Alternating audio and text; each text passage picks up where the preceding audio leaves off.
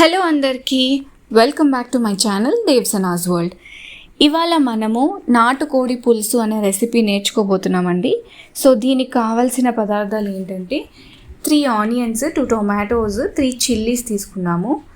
And masala గింజల్లో కావాల్సింది 1 table spoon కొబ్బరి, 1 టేబుల్ స్పూన్ షాజీరా, 1 చిన్న టీ స్పూన్ జీలకర్ర, టీ స్పూన్ మిరియాలు, 2 టేబుల్ స్పూన్స్ నువ్వులు అండి, వైట్ నువ్వులు.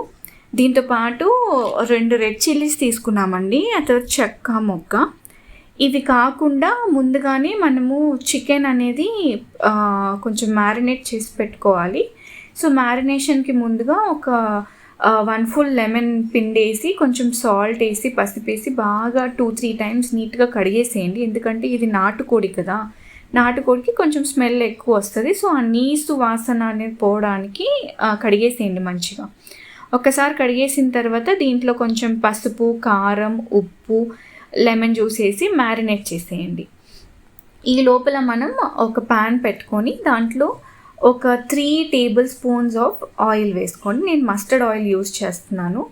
సో ఒక 3 టేబుల్ స్పూన్స్ ఆయిల్ వేసుకున్న తర్వాత ఇందాక మనం చెప్పుకున్నాం కదా వెజిటేబుల్స్లో first chilli, 3 chillies and 3 medium size onions చిన్నగా చాప్ చేసుకోండి. స్మాల్గా చాప్ చేసుకుంటే గ్రేవీలో మనం తినడానికి మంచిగా ఉంటుంది. సో ఆనియన్స్ చాప్ చేసుకొని ఆయిల్లో వేసేసుకొని నీట్గా ఫ్రై చేసుకోండి.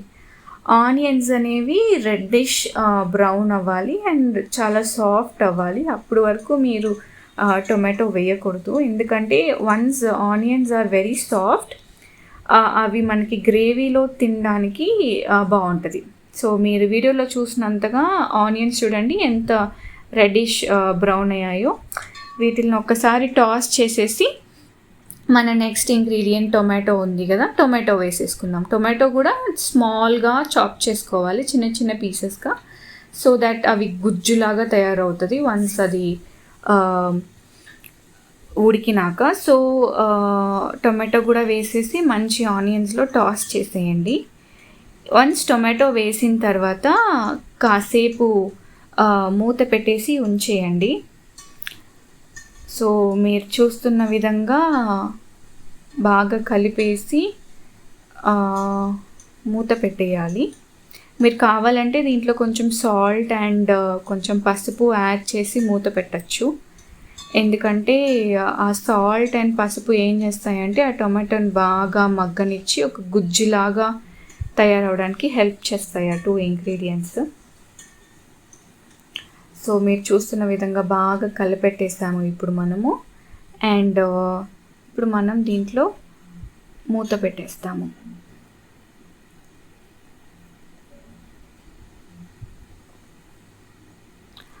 మీరు వర్షాకాలంలో ఏమేమి తినడానికి ఇష్టపడతారు? నాకైతే నాన్ వెజ్ లవర్ని నేను. నాకైతే ఈ నాటుకోడి పులుసు విత్ రాగి ముద్ద అయితే సూపర్ కాంబినేషన్ అండి, అద్దరిపోద్ది నిజంగా. అన్నట్టు చెప్పడం మర్చిపోయాను. ఈ టొమాటో వేసిన తర్వాత కొంచెం అల్లం వెల్లుల్లి పేస్ట్ వేసుకోండి. మేమైతే అల్లం వెల్లుల్లి పేస్ట్ బయట నుంచి తెచ్చుకోము, మేము దంచే వేస్తాము. ఎందుకంటే బయట నుంచి తెచ్చుకున్నది వన్స్ ఆయిల్లో వేస్తే అది ఒక డిఫరెంట్ స్మెల్ వస్తుంది. యాక్చువల్ అల్లం వెల్లుల్లి పేస్ట్ స్మెల్ అయితే రావట్లేదు. సో అందుకని మేము స్టాప్ చేసి ఇంకెప్పటి నుంచి ఎక్కడ అల్లం వెల్లుల్లి పేస్ట్ వేయాలన్నా మేము దంచే వేసుకుంటున్నాము. అది సూపర్ ఫ్లేవర్ని ఇస్తుంది, ఆ స్మెల్ కూడా చాలా బాగానిస్తుంది. సో వన్స్ అల్లం వెల్లుల్లి పేస్ట్ వేసిన తర్వాత బాగా టొమాటోస్తో కలిపేసేసి ఇంకా మూత పెట్టేసుకోండి. మూత పెట్టేసిన తర్వాత ఈ మ్యారినేటెడ్ చికెన్ అనేది ఉంది కదండి, ఆ మ్యారినేటెడ్ చికెన్ అనేది వేసేయండి, నీట్గా వేసేయండి. ఎందుకంటే మనము పసుపు, కారం, ఉప్పు, నిమ్మకాయ జ్యూస్ అన్నీ వేసాం కదా, ఈ లోపలికి ఆల్మోస్ట్ అంతా నీసు వాసన అనేది పోయేసి ఉంటుంది. సో ఈ చికెన్ అంతా దాంట్లో వేసేసి మంచిగా కలబెట్టండి. మళ్ళీ ఆ ఆనియన్, ఆ టొమాటో, అల్లం వెల్లుల్లి పేస్ట్ ఫ్లేవర్ అంతా ఏదైతే మనం వేయించుకున్నామో ఇంతకుముందు ఆ ఫ్లేవర్ అంతా చికెన్కి పట్టాలి. ఈ కోడ్ని చూసారా మీరు? ఇది మీకు బాయిలర్ కోడ్ లాగుందా లేకపోతే నాటు కోడ్ లాగుందా? ఏంటోనండి ఈ బెంగళూరులో మేము నాటుకోడి అడిగినా దీన్ని చూస్తుంటే బాయిలర్ కోడ్ లాగానే ఉంది. ఏం చేద్దాం, వీ కెనాట్ డూ ఎనీథింగ్. ఏది దొరికితే మనం దాంతోనే తృప్తి పడాలి. సో నాటుకోడి వేసిన తర్వాత మంచిగా కలిపేయండి బాగా. ఒకసారి కలిపేసిన తర్వాత దీంట్లో ఒక 2-3 టైమ్స్, ఒక 2 minutes అలా ఆగి మళ్ళీ ఒకసారి టాస్ చేయండి. టాస్ చేసిన తర్వాత మనం మూత పెట్టేద్దాము.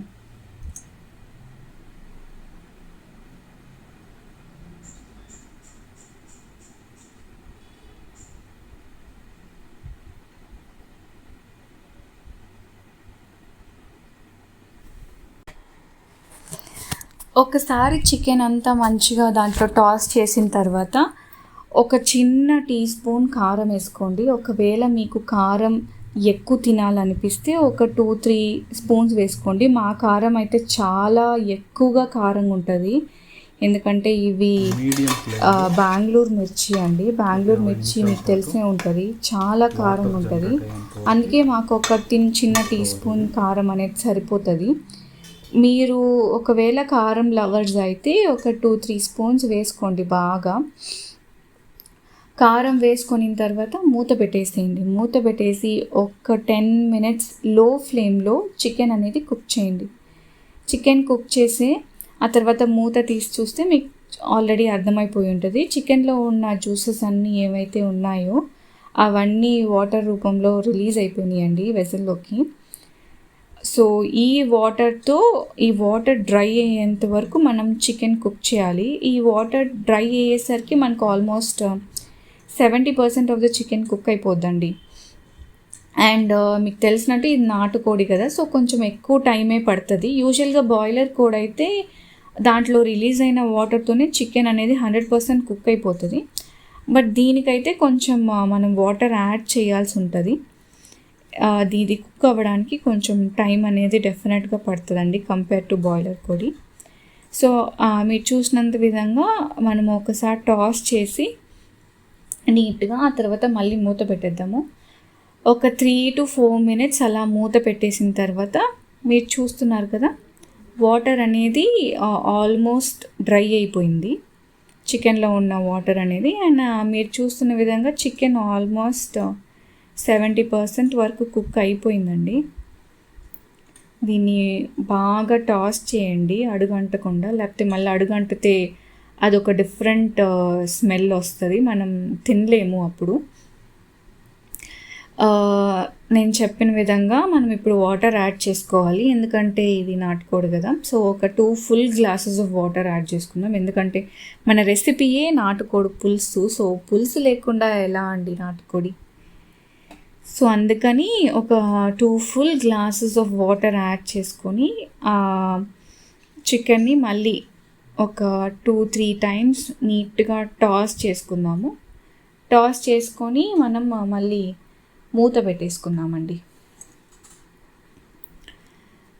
ఒక 5-6 minutes సరిపోద్దండి మూత పెట్టేయడము. ఆ తర్వాత మనం తెరిచి చూస్తే చూడొచ్చు చికెన్ ఆల్మోస్ట్ 90% ఉడికిపోయింది.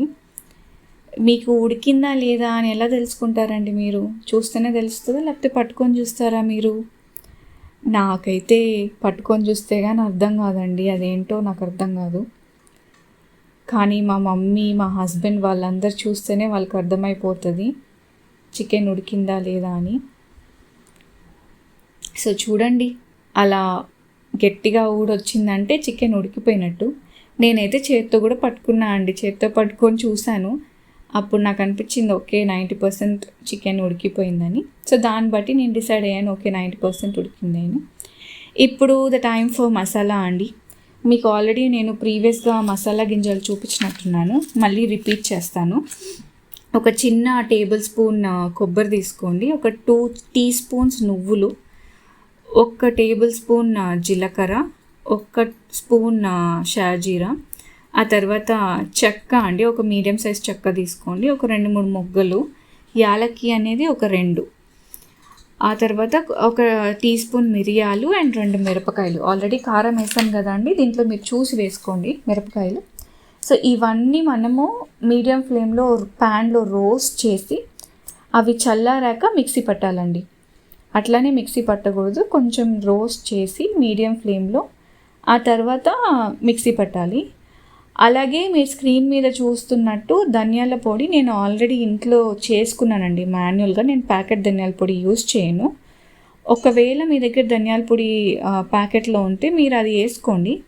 లేదు మేము ఫ్రెష్గా చేసుకోవాలంటే ఈ మసాలా గింజల్లోనే మీరు ఒక 2 టేబుల్ స్పూన్స్ ఆఫ్ ధనియాలు కూడా దాంట్లోనే వేసి బాగా రోస్ట్ చేసి ఒకేసారి మిక్సీ పట్టేసి చికెన్లో వేసేయండి.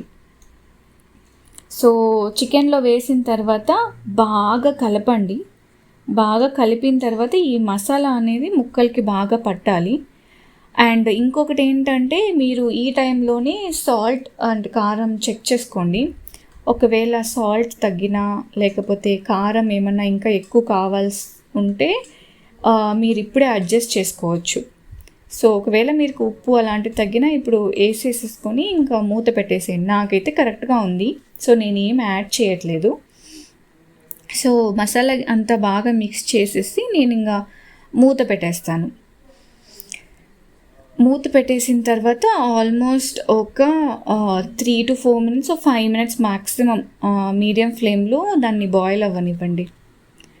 అది బాయిల్ అయిన 5 to 6 minutes బాయిల్ అయిన తర్వాత మూత తెరిచి చూస్తే చూడండి, మీకు ఆయిల్ అనేది ఆల్రెడీ సపరేట్ అయిపోయింది చికెన్ నుంచి.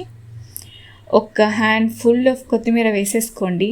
ఆ స్మెల్లే అద్దరిపోద్ది. అప్పటికే అరోమా ఆల్రెడీ రిలీజ్ అవుతుంది అండ్ నాకు ఆకలేస్తుంది. సో దీన్ని కానీ మీరు రాగి సంగటితో లేకపోతే చెప్పినట్టు రైస్తో కానీ పేరప్ చేసుకున్నారంటే నిజంగా అదిరిపోద్ది. చూస్తున్నారు కదా పులుసు ఎలా వచ్చిందో. రైస్లో అయితే ఇంకా అదిరిపోద్ది, రాగి సంగటితో అయితే ఇంకా అద్దరి అహో, ఇంకా దీనికి మాటలు లేవు. దీని ఒక పట్టు పట్టాలి ఇప్పుడు. ఏమనుకుంటున్నారు? మీరు కూడా ట్రై చేయండి, డెఫినెట్గా మీరు ఎంజాయ్ చేస్తారు. నేను చెప్పిన విధంగా ఫాలో అవ్వండి. కూర మటుకు ఎక్సలెంట్ వచ్చింది. అండ్ ముందుగా చెప్పినట్టు food is always an emotion అండి. నాకైతే ఖచ్చితంగా food is an emotion. So here is your Devsana signing off for today with this natukodi pulusu recipe. Share and support చేయండి. Thank you so much.